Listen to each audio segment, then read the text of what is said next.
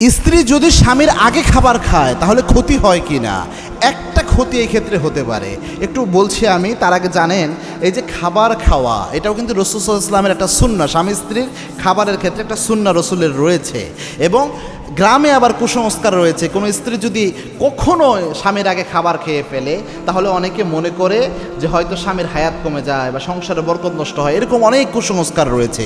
এগুলো আবার ব্যতিক্রম হিসাব। তবে একটা ক্ষতি এই ক্ষেত্রে বলা যায়। প্রথমে রাসূলের একটা হাদিস এখানে উল্লেখ করছি।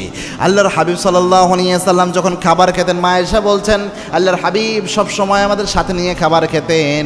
আল্লাহর হাবিব অনেক সময় এমন হতো, আমি খাবার খেয়ে হাড্ডি চুষে হাড্ডি চিবিয়ে রাখছি, ওই হাড্ডি আবার চুষে খেতেন রহমাতুল আলামিন।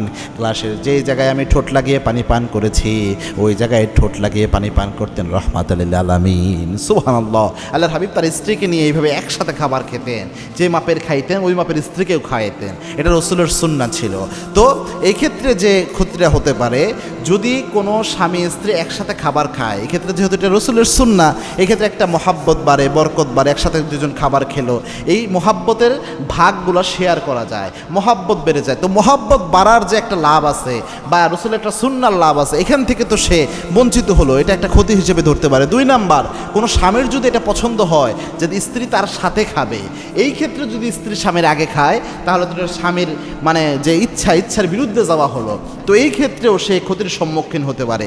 তবে যে কুসংস্কারগুলো গ্রামে রয়েছে, এরকম কোনো কুসংস্কার মানা দরকার নাই। হ্যাঁ, কোনো স্বামী যদি এটা বলে যে আমার অফিস থেকে আসতে দেরি হবে, বাসায় ফিরতে দেরি হবে, দেরি হলে আমার জন্য তুমি অপেক্ষা করে বসে থাইকো না, আমার জন্য না খেয়ে বসে থাইকো না, তুমি খাবারটা খাও, তাহলে ওই স্ত্রীর উচিত হচ্ছে স্বামী যেহেতু বাহিরে আছে, খাবারের সময় হলে খাবার খেয়ে নেওয়া, যেহেতু এটা তার স্বামীর পছন্দ। এখন স্বামীরা যখন বাহিরে থাকে, স্বামী কখনোই, একজন দায়িত্ববান স্বামী কখনোই এটা পছন্দ করবে না যে তার জন্য তার স্ত্রী না খেয়ে কষ্ট পাবে। এটা কখনো কোনো কেয়ারফুল স্বামী এটা মেনে নিতে পারে না।